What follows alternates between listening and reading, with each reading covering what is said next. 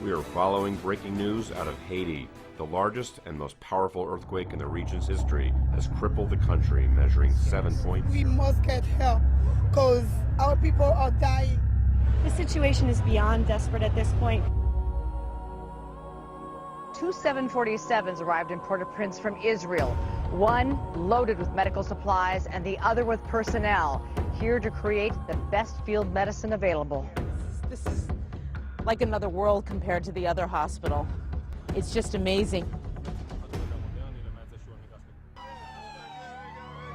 Israel's tragic experience as a target of terrorism has given it unparalleled expertise responding to catastrophic emergencies. It's a skill that the Jewish state has brought to disaster scenes around the globe. But Israel's legacy of humanitarianism can be traced all the way back to its founding. Pioneering leaders reached out to help other developing nations. Chaim Devon runs the Israeli government's aid programs. Israel is kind of a living laboratory, a model of success of a country that met the challenges in spite of very difficult conditions, not only very difficult climatic conditions, but very difficult political conditions. Israel has shared its know-how in areas ranging from groundbreaking drip irrigation techniques to community development with 140 nations. I'm Dominique Quadio. I come from Côte d'Ivoire, Ivory Coast in West Africa. And I'm from Nigeria, Sierra Leone. I'm from Rwanda. I came from Ethiopia. At its headquarters in Haifa and in workshops held around the world, the Golda Meir Center has worked with women in developing countries for nearly half a century. Mazel Renford heads the center. We want to empower women. This is a main objective, main goal of this center. We want to help the poorest of the poor at the grassroots level in one hand, and we want also to help the women to reach the highest level possible. One of those women is Yuruti Mendez from Paraguay. Yuruti turned the skills she learned from her Israeli training into a successful family business. What Israel taught me was that you could do everything out of nothing. They taught me in real experiences, in hand-on experiences, that this can be done. So inspired was Yuruti by what she learned from Israel that today she travels throughout the poorest countries in Latin America teaching other women those same techniques. Something very important I learned from Israel is that you don't have to keep what you learn for your own. You have to give it to someone else. Yuruti hopes that in the process she may change the negative perception many in that part of the world have of Israel. I think they don't know the Israel that I know, and the collaboration and the great things that Israel gave to my life. There's not many people in the world that come to you and tell you, I'm here to help you. In Africa, Israeli training programs are helping lift entire communities. Places like Kumasi, Ghana, where just 50% of the population receives a formal education.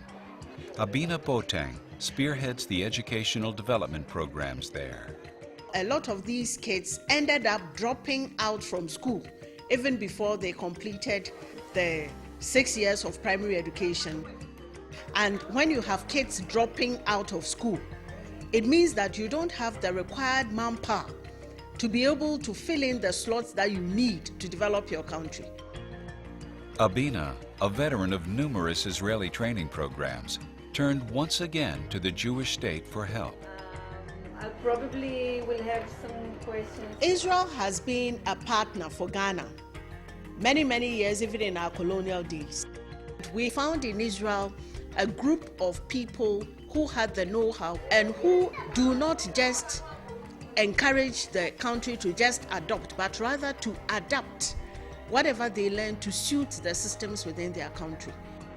She took what she learned and modernized the city's teacher training system.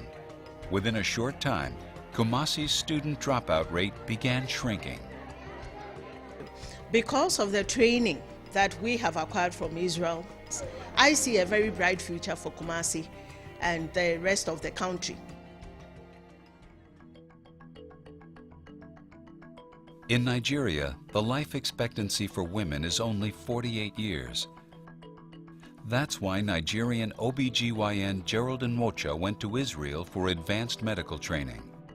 I was posted to Wolfson Medical Center to work under Professor Golan, whom I think is one of the experts in laparoscopy in Israel. This less invasive surgical procedure removes tumors and cysts while reducing the risk of infection and shortening patient recovery time. Dr. Nwocha wanted to learn this technique in order to save women's lives in his country. You don't get that training in Nigeria at all. But in Israel, Dr. Nwocha received much more than advanced medical training. Before I went to Israel, I didn't really know anything about it except what I read in newspapers of war and conflict. I'm glad a day has finally come for me to bear witness to the world how the State of Israel rewrote the history of my life and that of many others.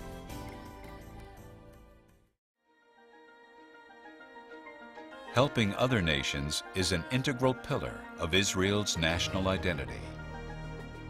We, the Jewish people, we know what does it mean when we have been abandoned. And we also know what it is when countries and communities assisted us. So we know more than anyone else, and better than anyone else, what it means to share and to care.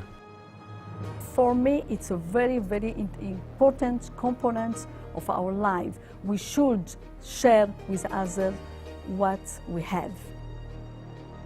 This is part of our culture, this is part of our philosophy, this is part of our being.